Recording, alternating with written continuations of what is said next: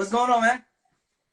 Appreciate you making the time to talk with me. This is the Making Plays Convo, and we really just gonna be talking about all the incredible plays you've been making and how you made them throughout your career. But I always like to ask, how are you and your people doing during these different times? Yeah, man. COVID is serious out here, man. My family's doing good. I'm doing great. It's a dope time for real for me to just create. So I like this whole quarantine time. I just been writing, been locking in, just writing music, and like I always say, if you're a songwriter, you're an artist, and you had that 2 months span of just being locked in the house, and you ain't got a good 20 songs by now, you ain't grinding, man. No, no doubt, no doubt. Well, you've been doing your thing for a minute. Singer, songwriter, actor, model, shared the stage with. Yeah. I can't go through the whole list because we'll be here all night. But August Alsina, Trevor Jackson, Diggy Simmons, Anthony Hamilton, Tamar Braxton, Kiki Yes. Palmer, the City Girls. The list goes on. And then you dropped a very nice song not too long ago. Everything I hear is getting some plays on the local stations in DC, which I'm Yeah. very familiar with. Yes, man. I'm loving the love that I'm getting with this song, man, because I know it's something that sounds familiar to the ear when you hear it, because it gives you that Michael Jackson butterflies, lady of my life vibe. And I just, because that's my idol, he's my idol. So to hear people like, Yeah. oh, you sound close to MJ, or it reminds me of that era, I'm like, dope. Thank you. I love that. I love that love. So it's dope, man. I, I definitely felt those vibes when I heard the song for the first time. We're Yeah. definitely going to talk about that, but I do want to ask you. We said 2020 has been a crazy year, but what were you working on prior to everything kind of going crazy and shutting down? What was your plan going into the year? Oh man, the plan was to release this song I had called Big Mad, and I was gonna do like a lot of promo runs and promo tours and stuff, and definitely performing. Cause at the end of the day, I feel like I shine super bright when I'm on stage, when I'm singing live and dancing and all that, and people get to Mhm. see the whole performance. So that aspect of everything is really what I missed and what I was planning on doing through when everything started shutting down and things like that. So I'm not mad about it because life happens, things happen. At least I'm alive, I'm healthy, my family's alive and healthy, and that's all you can Right. ask this time. So yeah, So you've adjusted by what you said earlier as far as just getting in the lab, writing a whole bunch of music and stuff. So yeah. you got a bunch of stuff in the can waiting for us. Oh man, everything is just the beginning, man. It was funny, man. Like things really came full circle because you talked about you performing, and I actually saw the 4EY reunion. Right, Oh yeah, this was 2018 at Kiss Fest. I remember that. Yeah. And so just to let you know, you probably don't remember because there was so much going on, but I was the program director for KYS that put that show on, Oh and I wow, had booked Michi, and Michi was like, "Yo, I want to put the group back together," and y'all shut it down. Like, thank you, man. That was a fun time, man. It brought back a lot of memories, a lot of yeah, yeah, deep yeah. hashtag memories. Like we went to rehearsal, to practice, and things like that. So that was fun to reunite with each other because we didn't see each other in a long time before prior to that. So yeah, that was fun. Wow, Thank you wow. for making it happen, man. Nah, no doubt, man. I had to think about it. I was like, wait a minute. I said, he performed with Michi. That was the group. Oh, and I just remember the crowd going crazy and singing all y'all stuff word for word. Did you expect to get that type of reception in that concert? Man, still to this day, I get like walking down the street or whatever, and people saying, "Hey, baby, scoot over." So that song to me is like one of the DMV's legendary songs. So I'm like, I love it. I love the love, and man, I didn't expect it, but I know our energy when we're together. It's just we gonna make you scream. We gonna make you enjoy yourself. So, and I keep No that going. doubt. Well, let's talk about your journey for a second. You brought up the DMV. You were born and raised in DC. I Mm-hmm. spent about 2 years up there. Learned a lot about the culture and just the history. And it's a very big music city, especially when it comes to like go-go and R&B. Yeah. Um, and that's why like my staff was like, well, we need to do an R&B concert. I was like, all right, let's go for it, and it worked. But so what was it that got you into music in the first place? I would say just growing up, my family is really church oriented. So like my whole family was in the choir, and like they Right. used to put on family Christmas concerts, just the whole family. and the whole choir, and I learned from them. And then I took it, and then started. Since being born and raised in DC, I found GoGo, and when me and my Yeah. best friend started a GoGo band, and then uh, what reaction? The guy from Reaction, man, Rick from Reaction, he heard me. It was like, and they were like one of the bigger big bands, and he like, hey, little dude, come with us. And then I joined a Yeah. bigger band, and I was like, okay, seeing the crowd dancing for a party and stuff is like, I want to do this for real. So I started taking real music, R&B serious, and started studying and practicing my craft. And then I met the guys that put the group together, and then everything just started happening real quick, like a ripple effect. So I don't think people actually really appreciate go-go until you see it live and you Yeah, go to an actual go-go. And shout out to Angie Ange.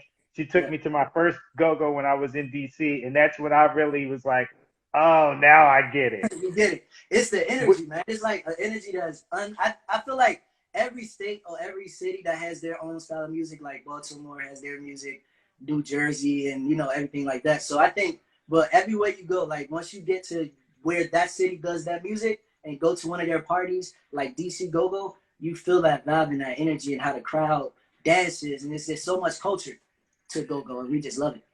Do you feel that your background in go-go has helped contribute to like your live performance and the energy that you currently bring when you're on the stage? I feel like GoGo has helped me with my fear. Like I don't have no fear on stage because Mm. when you go to Go-Go's, you got all the hood dudes standing up there. You worried Yeah. about the fight, about the shoot. You worried about that. Then you got the girls twerking and going ham on. So it's like all that in one. You get used, and then you're a singer, so you like, all right, man. If they don't like you, they gonna walk They away. gonna let you They know. they gonna let you know. So like that helped my confidence a lot to when I started performing and really singing, because I'm like, this crowd is nothing to compare to what I used to see in the Go-Go's and stuff. So it really helped my confidence. Yeah. Yo, that is so real. Again, until you actually experience it and go in there, because everything you just said is what I saw at that go-go, and I'm looking at Edge like, what is going on in here? You know? I mean, you had the hoodest of the hoodest dudes singing at the top of their lungs, word for word, wanting to get that shout out from the lead Yup. singer. Ask them for that shout out, man. If you don't get the shout out, you don't know what they're gonna do when it's over. It's just, and you might shout out the wrong hood, and then that other hood is beefing. So it's like, it's a lot, man. It's a whole culture, man. Well, let's talk about this dope song that you put out, Everything, a couple of Yes. weeks ago. My people up at KYS said that they're already playing it a little bit, Yeah. and I was Yeah, like, man. man, that's dope right there. A very vibey summertime feel to it. Like you Mhm. said, you hit it on the head. It kind of gave you those MJ vibes, man. Talk about the Yeah. creative process and how the song really came together.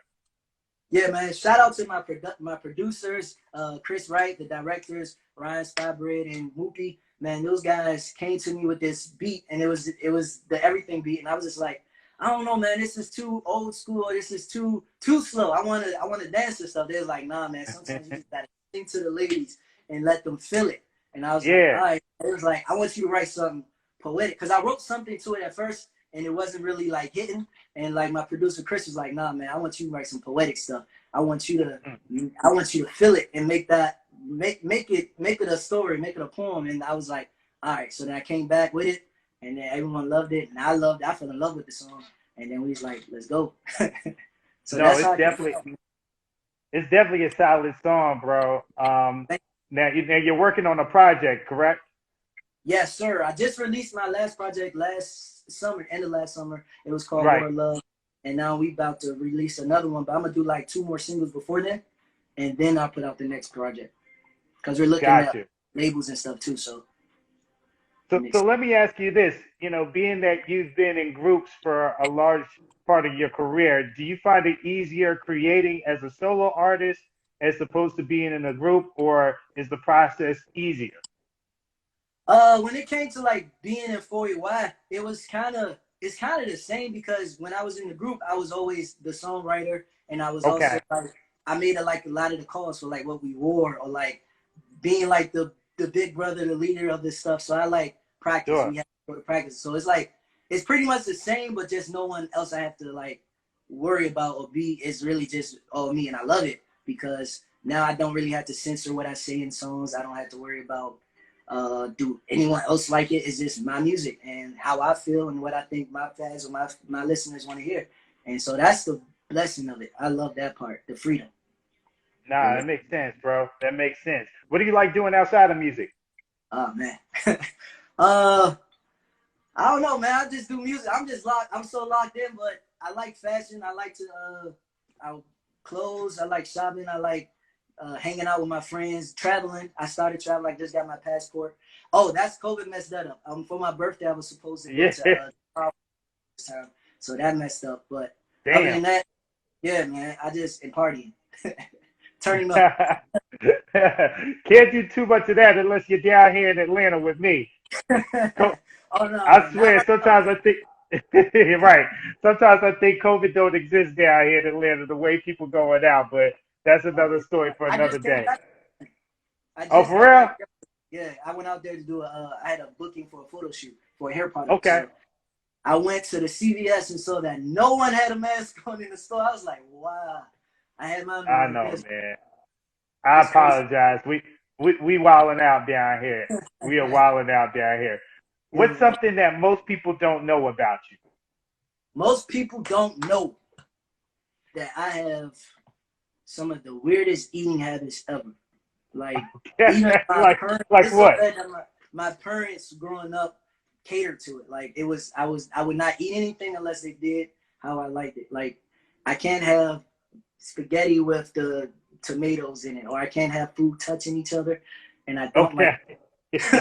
It's a list of things. I don't like white sauces, apple sauce. I mean, I eat applesauce with pizza. I don't like ice cream or cake. I don't. I like mac and cheese, but I can only eat it with hot sauce. There's no hot sauce. I can't eat it at all.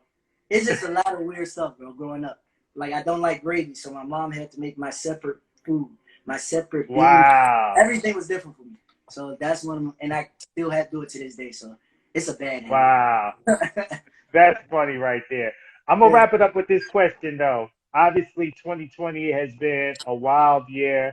It's been a year unlike any other that we've ever seen, but it's also been a year of self-reflection because people have been forced to sit down and just sit still for the most part. yeah. Is there anything that you either learned about yourself or life in general during this time?